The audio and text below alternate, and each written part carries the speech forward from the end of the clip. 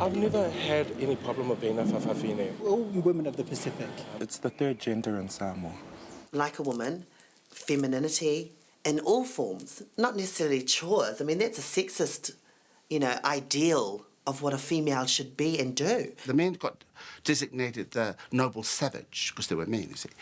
And Eve was the dusky maiden. And I believe the whawhawhine was the serpent. I love it. I'd rather be the serpent.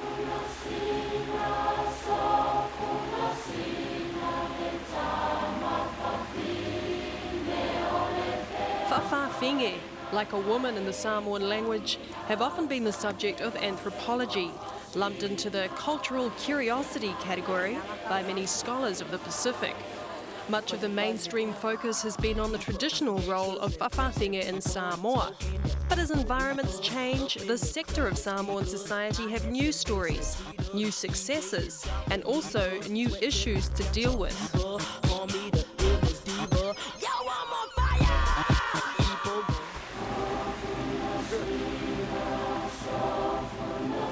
Often relegated to performing household chores and looking after the old and the young, whawhawhine, these Cinderellas of the Pacific, have long been a part of Samoa's social fabric. But at what price has acceptance come? And what new issues are there to face in the Samoa of the new millennium? Things have gone better here in Samoa. You dress up, you go to church wearing a skirt, high heels and a hat. Nobody will, now everybody's more open-minded. To me, I'm so thankful for those who understand. So thankful for those who understand. And I also like to thank you to all the whawhawhine, how to carry themselves. How to carry themselves in a way that they used to respect the public and the public to respect themselves, If you do something wrong in front of people, that's why they automatically do something like punch you. Well, it is different because, most of the whawhawhine in Apia, the young generation are now growing up. They never think about something to do in the family. They are thinking about some other ideas. Let's go out, have a good time over in Apia, and we're doing nothing, never help the family. But to us, we are old enough to think mature people. Whawhawhine, they are now staying home, build up the family and helping the people, sisters and brothers. And you better do your own thing so your family will keep contact with you all the time. To be honest, I just young at whawhawhine. I feel I don't miss whawhawhine. You should know. Because that's my own plan. Your sisters and brothers develop because they have kids. The whawhawhine and me have to stay home, care my mom and my dad, because I have no kids. Nowadays, Ko'okele will understand about us, right? Ko'okele au malamakukua, they're trying to make their family understand about what we doing for good thing for family.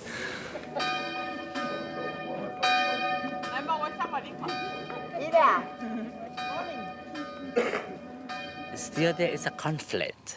There is a big conflict amongst the whawhawhines and the coming of new churches. Yeah, so I don't say I blame new churches or because it's we have every people have their own opinions. We have different opinions, different views. That's what you call another war. E kalesia la vapenga e hilako station e fai mai fai kionga lau mala. This is number one what you call number one devil in the world. RK people, whawhawhine means. And we asked them, why God bring a lot of talents to us? Sometimes they feel we are evils and devils, But we have to do the best thing to let them know we are human beings. e lo fangia vai kako ele ali, you know. To me, I respect my local. So our local have to, I lo off local. Masang off I come off I come a local. I have to put on my tie, you know. I have to respect them. God loves everyone, especially us singles. And I had my father to support me. It was after Father's Day one time, and we were walking after church hand in hand, and then the priest was going on about the gay lifestyle and this and that. He was like putting it down and this and that. And we were walking hand in hand after church, walking back home. And out of the blues, he just turned to me and said, "Son," I said, "Yeah?" He said, "You know, no matter what," and he's talking to somebody who was like 16, 15, who doesn't know. And he said to me, "Son, you know, no matter what path you take in life, I will always be here to support you." And that really got, like, I've always carried that with me wherever I go. That at least I've got the support of my family, which some are, you know, but my main family, they're the people I have to care about. I wish I'm not a Fafafing. I wish I'm a real, you know, man. To be a real Matai who speaks the Samoan Launga nicely, and I hate my voice, but I can't change it. But I don't want my voice to, I don't want to force my voice, say, no, I don't want it. But what I mean, I like to respect it. You know, I'm proud. There's a pride. So I was thinking, what should I do to let the people know that I respect my culture? It's better to have a tattoo. I'm a Fafafing with a tattoo. Tell you all, I respect my culture. So, kaula if a whaikare malu, o le whalo alo le o kowhingi, ma le sine a whaikare malu, longa winga o whaleangalang whawhawhinge, a whapeu whalonga mes whawhawhinge, e need lo walu eke educate. Inga ima whai o inga face o elo problems. We have no koaluas, but some have koaluas. But I'm sure I educate le lenga ya o ngai lo lenga ya control ngai ya. Ma ia whaiki ki ai problems. In whainwhaf sanga I manako.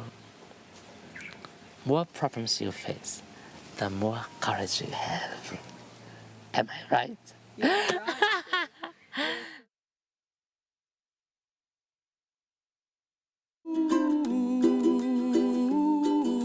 Mixed gender roles have historically been common in many Pacific islands.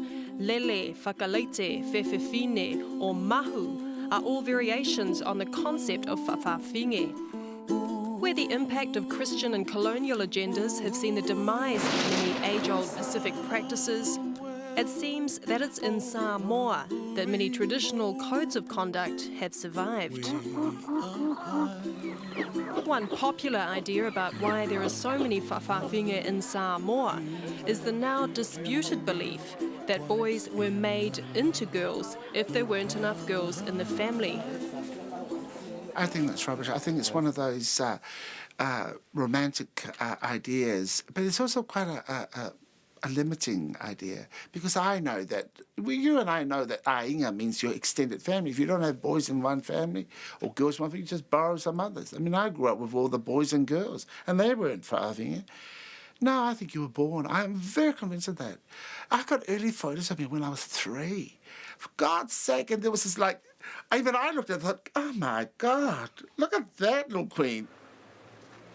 While in the islands, whawhawhinge identities have been enacted through labour, family and social roles, migration has meant the role of the whawhawhinge is fast changing as the brighter lights of bigger cities beckon. The transition from the islands to New Zealand has been difficult for many Pacific migrants, but for this subsector of our community, there are even more challenges. Because Samoa was so small, it frustrated me because I couldn't sort of expand and express my creativity or who I was in this small little country. And I needed to get out of there. And my parents were going to pay for it, no one was going to pay for it. So I thought, shit, how am I going to get out of here? Then I heard through the grapevine that there was a pageant coming, and I said, I'm going to get that ticket. I don't give a shit how I'm going to win that ticket to get over to New Zealand. And so I entered it and won it and flew out the next week. When I first arrived in New Zealand, the first place I went to was Wellington. It was different because, you know, back in the island it's warm 24 hours a day. And when I first arrived in Wellington, it was cold, and my uncle was living in this city council flat, and, you know, it's wall against the other walls and things like that. You can't see other people outside, or like in Samoa, you can see your uncle's fales around the other side. And it was scary for me. For many whawhawhinge, life in New Zealand has often meant carving out niche markets outside of the mainstream job options. There's been 3 things that I've wanted to do in my life, and that was sing, be a singer, fashion designer, and a pilot. And the latter is the only one that I haven't done yet. Getting to where I've gone, it's a lot of hard training. Sacrifices. I played netball for 7 years, indoor for 5, and won several Super League titles and a couple of national titles, and took the New Zealand team to the World Cup last year. And we beat Australia, which is the best feeling ever. Come on, we all like to beat Australia. Workplaces, they probably worry about the appearance of the whawhawhinge to the workplace. And it was sort of really, really hard for me to get a job here in Auckland. And one day I've got this friend that runs the handicraft shop in Papatoetoe. That's when I got a really good job. For the young, Samoan whawhas that come over, they're put into this arena where it's like, it's white picket fence. If not, you're doing something else, or you become a street worker. But there's far bigger things for them to do. If they're in women's attire and they dress like women, they find that there's usually other work in factories, clothing places tend to take a lot. And also some of them don't work, or others resort to working in the streets, for instance. I'm so tired of playing with this bow and arrow. Gonna give my heart away, leave it to the other girls to play. A lot of the girls from Samoa also come sometimes unprepared with papers, i.e.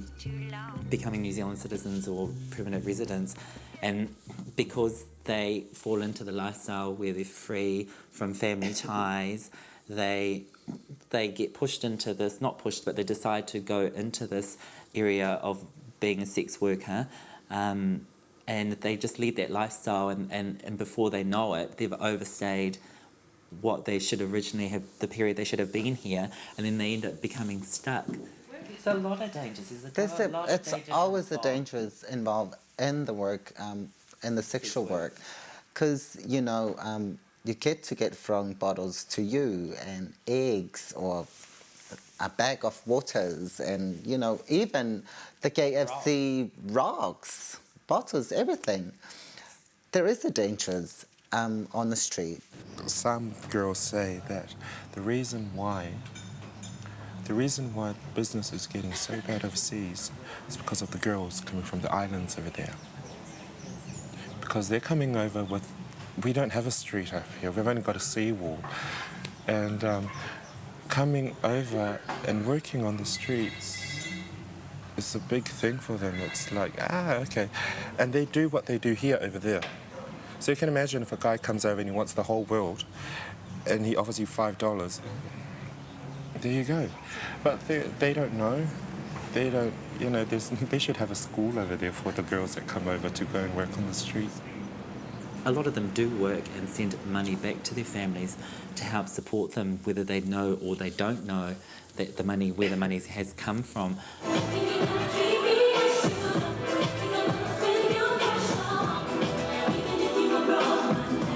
People often approach you for sexual favours because, you're tarred with that whole brush and they're kind of like, because they think that you're the same as everyone else. And that's okay too because, you have to allow them their ignorance. But problems that I face, often sort of people want to take me home and they want to try on my dress.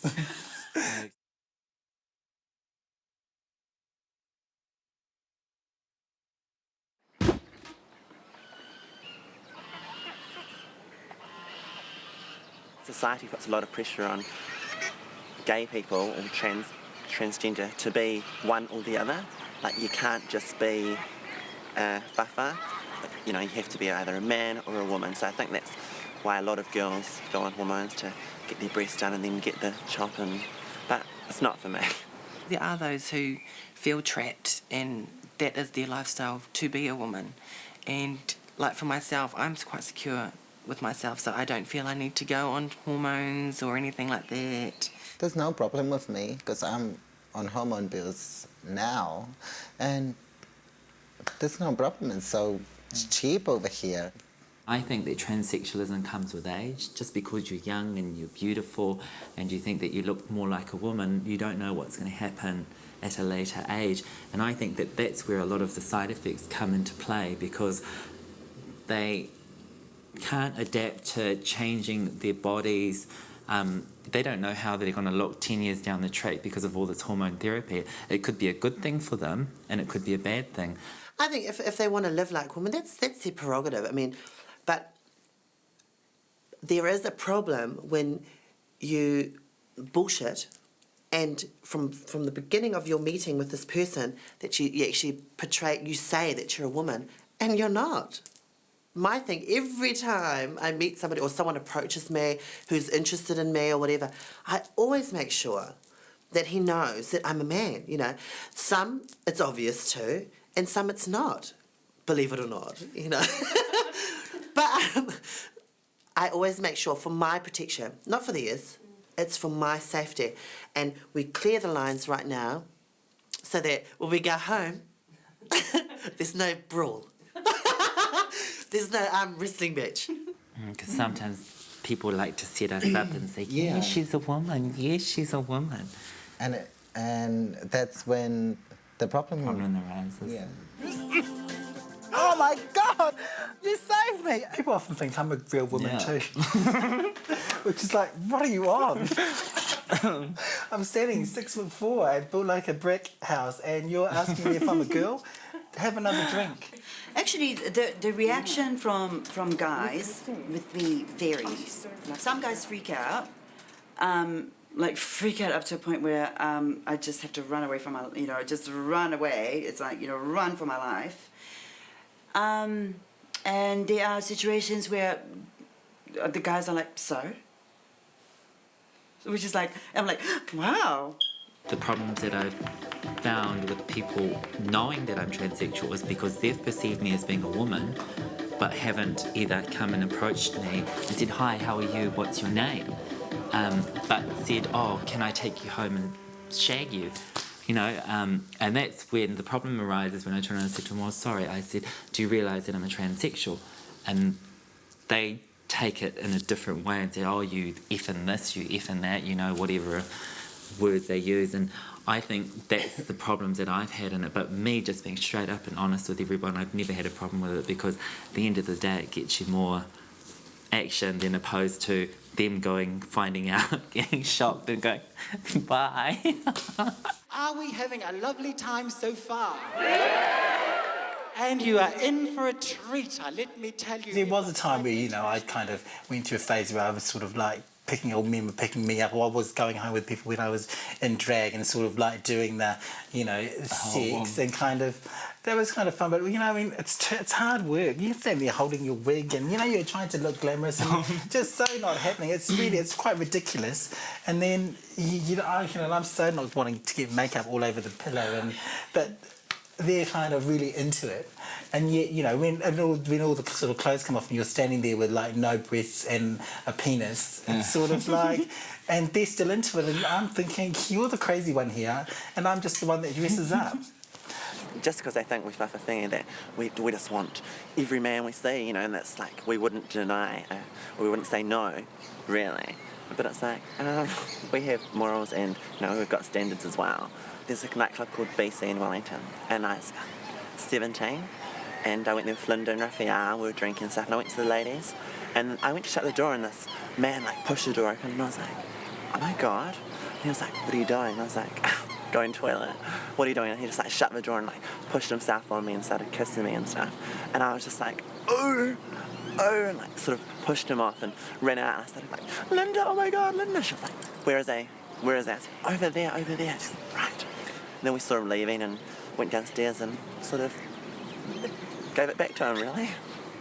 There have been times where my partner, because somebody's looked at me in a funny way or said something which doesn't get to me, but it plays on their mind, and I think that's probably one of the major issues, because in the end you end up being lonely most of the time. Sometimes I feel like a motherless child. Sometimes I feel like a mother. The great thing about being whakawhenua is that we've got a family unit amongst ourselves with other whakawhenua, and when it comes to the times that you're down and you're feeling lonely, you can turn to each other. We support each other in that aspect. New Zealand is like a rugby field, you know. You have, you know, there are things that you have to tackle, you have to go through to, you know, in order for you to get a goal, and that's what it's been like. For me alone, yes, New Zealand has been really good for me. Overseas, I was getting stressed out, like, oh shucks, how am I going to pay my bill next week? Shucks, how am I going to survive for these 2 weeks? I'm paying off this, and how am I going to survive? How am I going to get to work tomorrow? How am I going to? It was just hows and whats and whens. That was overseas. New Zealand, I've been in New Zealand, but the life over there is too fast. And unless you get a job to work there and to get the money to help the family here, you know, to send a bit of money, you know, but not that much. But I think it's a big difference. I've been in New Zealand, I've been in the States, I've been in Holland, I've been in Germany, I've been around the world, but I do prefer Samoa. The Samoan whakawhenua population have formed a big part of our migrant Pacific communities in New Zealand, looking for new horizons and new opportunities in which to live their lives. In this adopted homeland, however, there are many different perceptions of this Polynesian third gender. Transgender, transsexual, homosexual and things like that, they're actually medical terms. And we know what medical people view sexuality as something quite sick, because it's a disease model. But, you know, to me, it's about inclusiveness of who you are. It's all those. You can be as, you know, butch-looking, but has this wonderful sense of creativity, and also is incredibly effeminate or feminine. But you still, you know, that's the wonderful thing about this definition. It's just sort of, it doesn't exclude people. In Samoa, it doesn't matter if you wear a lava or a shirt, you're still a whakawhenua, you know. It's only one name for us. Even to the lesbians, we call them whakawhenua as well, because, you know, that's the only word for it back home. It's just my own way of enhancing my femininity. Bottom line, I'm a man physically, and I accept that. You know, I'm not a woman in a man's body or anything like that. I think that is just such a dumb comment. You know, I think it's an easy way for transsexuals to sort of not deal with the situation. if I had been born in Samoa and brought up in Samoa, quite possibly I would be like that. But because I was born in New Zealand, whakawhenua wasn't sort of socially acceptable, and I have sort of, the nearest thing for me was growing up as a male, becoming a gay male, and then discovering drag. I often think that because I was whakawhenua, or my parents' family called me that, and that was a box that I was put into, it made it easier for me to do drag.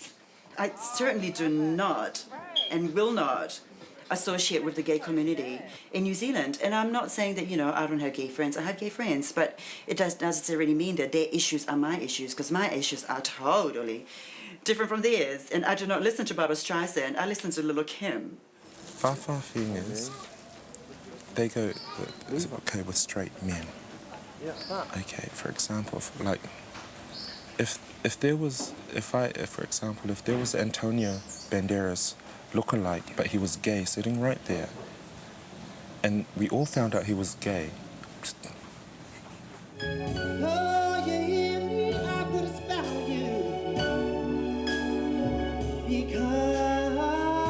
Never really warmed to the gay clubs, eh?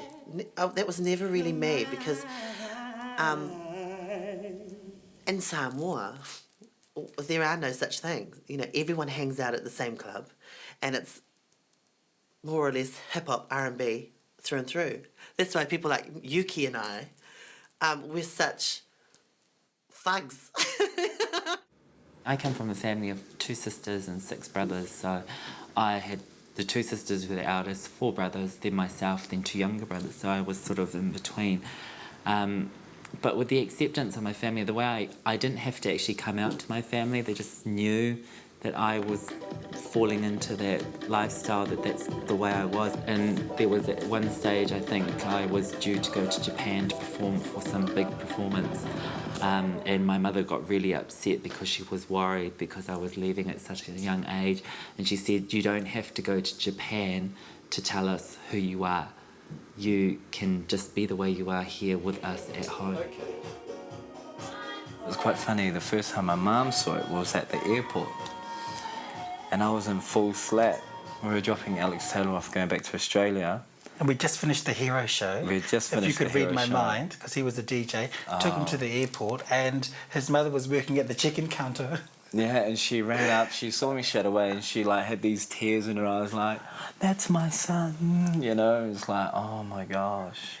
And that was actually the first time she's actually ever approached me and said, great, you look great, you do it well, so, yeah, thanks, Mum, thanks.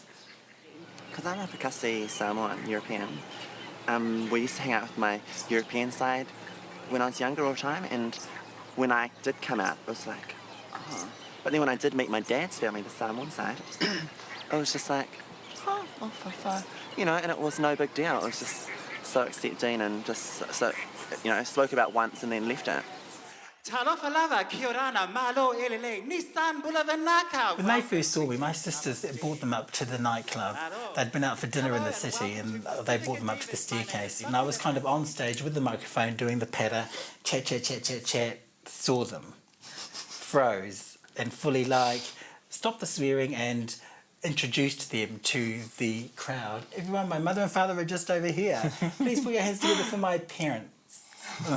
Thinking all the time, what my sisters had brought them up there for, So, and then after that, my mum was kind of really, she chatted to me after, and I was kind of a little bit, what are you doing bringing them up here to my sisters? We were just across the road and we thought we'd come and see. But I guess I had to see, she was kind of more interested in, the outfits and whether or not I could share them with my sisters. And I was like, no. But the mixed public reaction in New Zealand to the specific gender role has also meant coping with conflict. When we were at your place, and there were 2 boys that came and they thought we were girls getting changed, and they just came into the apartment. Right. And then they got there and started they realised that we were guys, because they started to yell abuse and stuff. So we chased them down we chased them through the corridor. Yeah. What are you doing?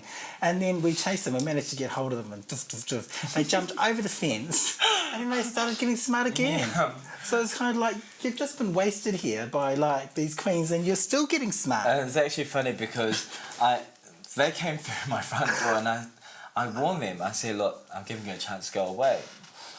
And then they started yelling out all these words. And I was like, oh my God, please go now. And it was actually the first time. Usually it's Edward that's coming up and going, oh, come on, don't worry about it, you know, let's avoid it. But this time round, Edward was the first one to throw the punch. It was hard because some of those rugby players really go, Pufta. You know, that was the shit that I'd get. And we go, oh my gosh. But remember, when I first came from Samoa, you know, we're all wild and psycho.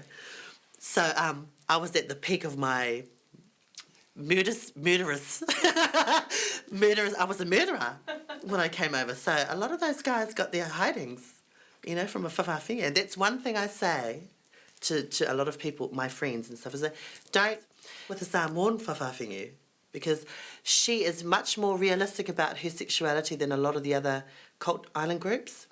She knows she's a man at the end of the day, and she will not hesitate to pull her dress up, kick those heels off, and smash your face. Physical violence is the last resort, and if you can change it, and over the years I've kind of changed my stance on it, and that is the last resort. You don't want to be doing that. Yeah. You don't want to be having a physical fight with somebody, and you know, you have to allow, and also you have to realise that if you're working in clubs and bars, people are out there to have a good time, so they've often had a few to drink, so you can't. So often, if they've had you know, you can sort of like let a few things slide. Yeah. The thing is, I mean, I guess you need to know how to look after yourself, which we do, but also you want to. For me, it's about changing people's behaviour. So if I can be on a microphone and somebody's heckling me and causing aggro, I can go and talk to them, and I can maybe embarrass them a little bit, or I can embarrass them a lot. But all that's going to do is get their back up. So let's do something small like, okay, you're yelling at me, Mr. Big Mouth, but let's have an arm wrestle, and if I win, you can shut up.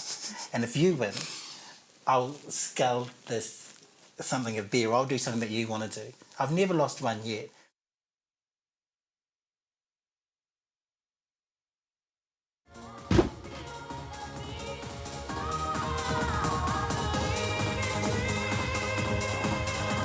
Believing in their dreams is what has brought most whawhawhinga to New Zealand.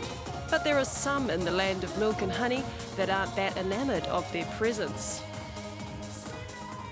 Always knew that whenever I was driving home in drag on the odd occasion, you could be sure as hell if there was a police car in the area, you could count the seconds before you knew it was going to come on. And they would always pull you over and they'd be, yes, officer, police, you know, you've got the hair and stuff on. And there was never any big drama. They would always, more often than not, I think they just wanted to check you out. I was only got hassled by the cops. I'm sure it was when I used to live at the girls' house. We were cleaning outside the house and I was climbing on the tree, and the cops came around because then probably a next door neighbor or someone rang that I was running naked outside. Was, when she climbed the tree, she was only wearing a G-string. No, I was wearing my lava lava. But the lava lava supposedly fell off and blew in the window.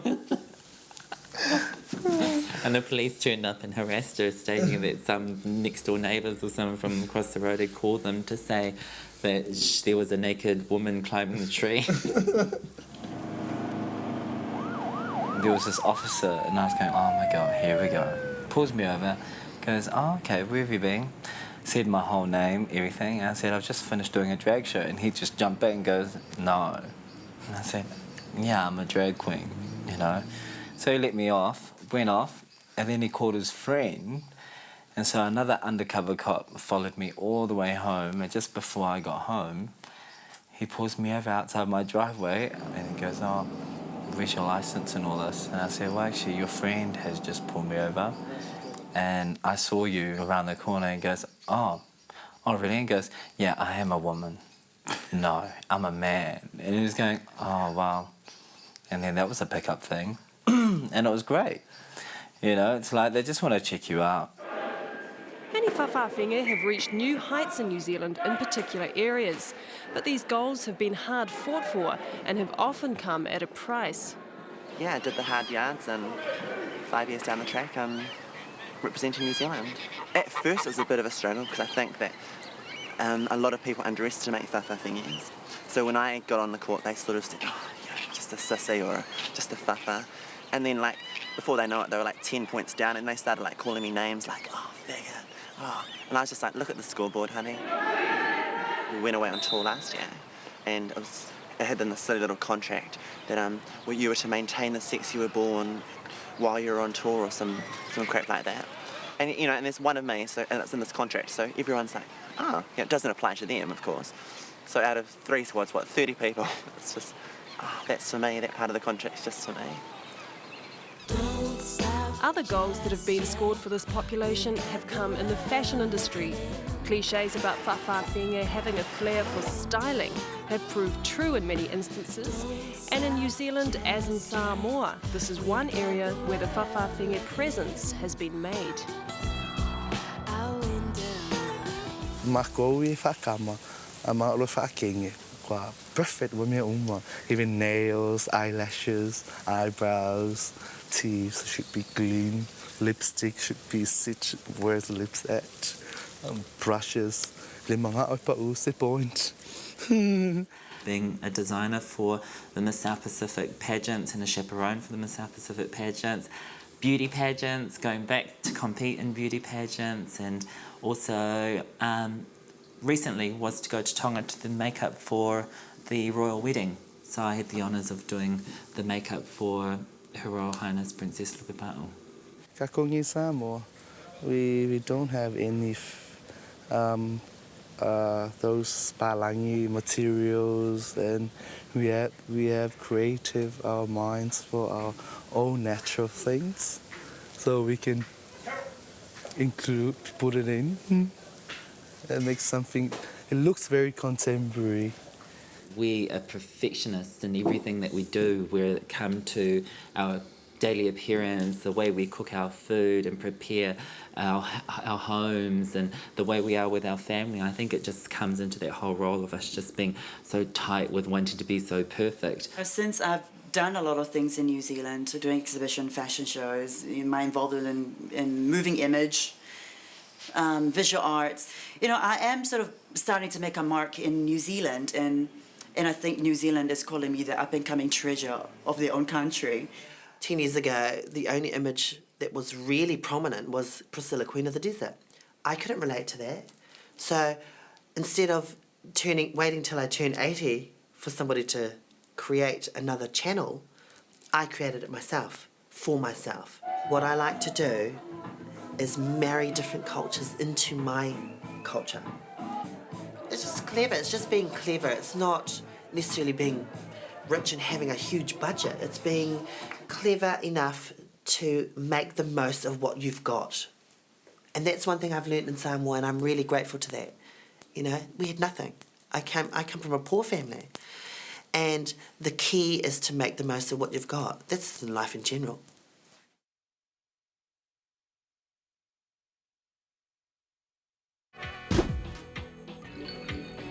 Round of applause for the whawhawhenga.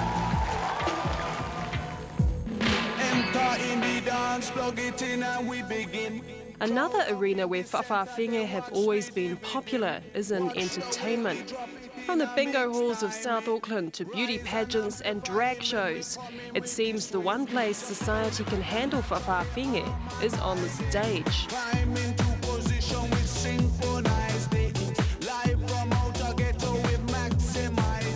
There's an innate thing that whawhawhenga do, and that is the humour. But it's a sort of to send yourself up. There's the ability to do that. Well, when I was growing up, that was what was happening around me. Was I heard people say, "Oh, cool, let's go, let's go and have a good laugh," and I always thought, "Oh, okay, I must be a comedy show. I must be a walking comedy show then, or something. If that's what people want."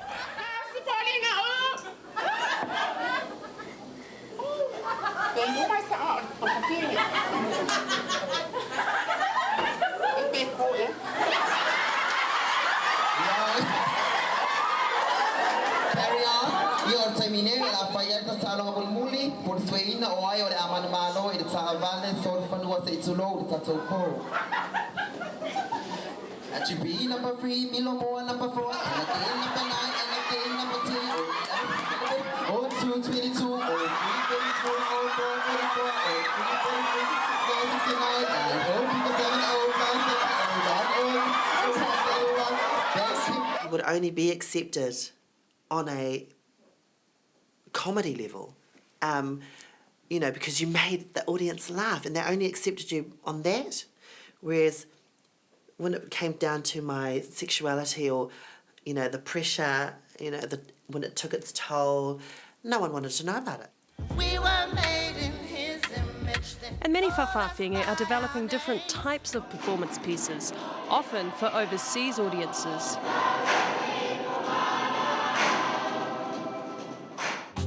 Buttressed up by an ample bottom supported by slender calves, she seemed regally enthroned. You know what a whawhawhinge is? 9.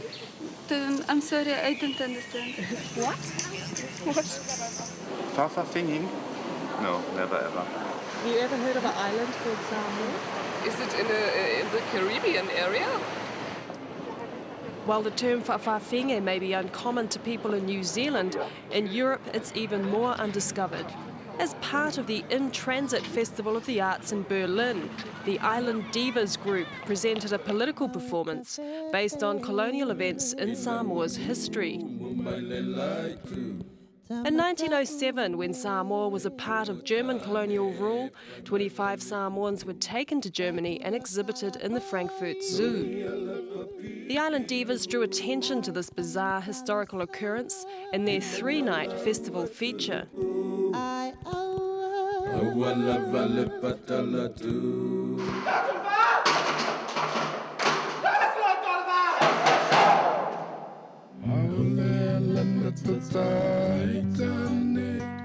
You know what she says, she a lot busy. I am more precious than gold.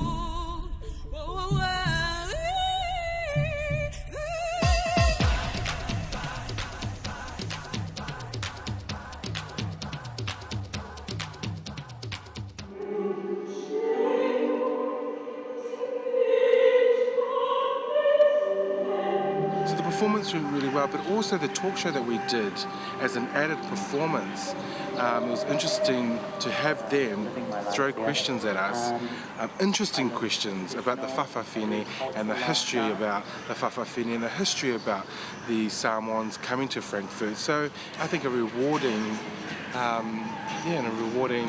performance. I like the show because you get some parts of the history and then it's getting more energy and more. I like that a lot.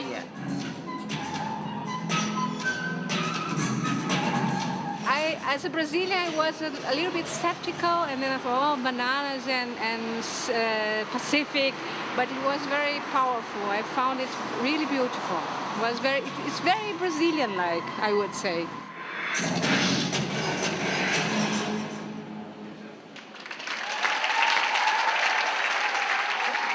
Some of the Tongan lady was phoned me. Of course, I have no time. I'm working, and she phoned me. Oswe, we have a Samoan people here in Germany. I said, what? Of course, for me, I was so happy. I hear some Samoan people then come here in Germany and make a show. I'm so happy. Of course, the show is so very nice, and the people are so happy from Germany. Of course, the dancing, they don't have dancing like so.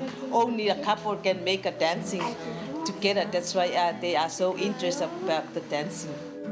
I will be out there beside the sea. The men are beautiful here, and the women are taller than me, and their hoofs are bigger than mine. Thank God for that. It's me. This is something beyond what I would have imagined to have been doing as a performance. It was just spectacular. The whole event itself was just so huge.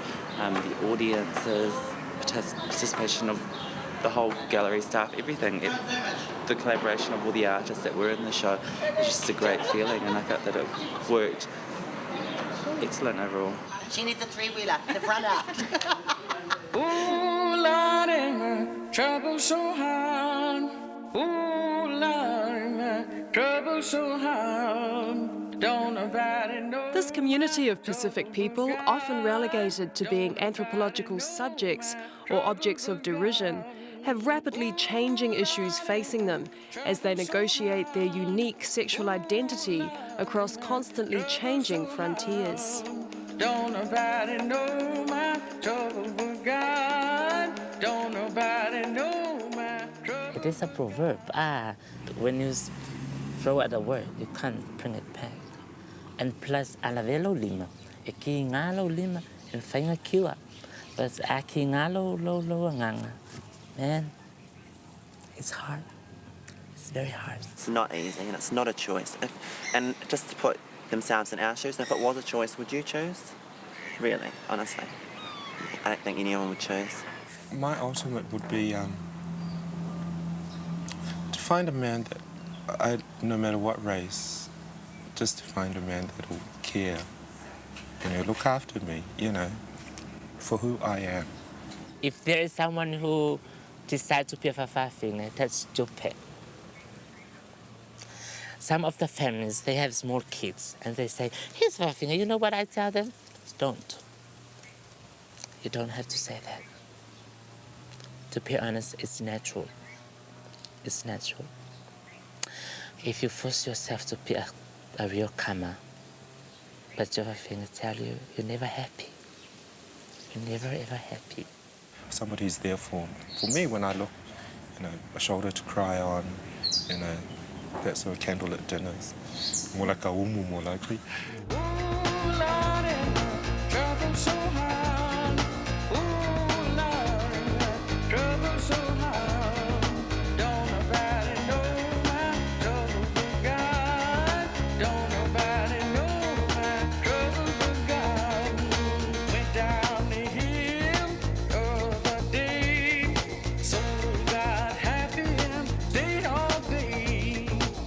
Down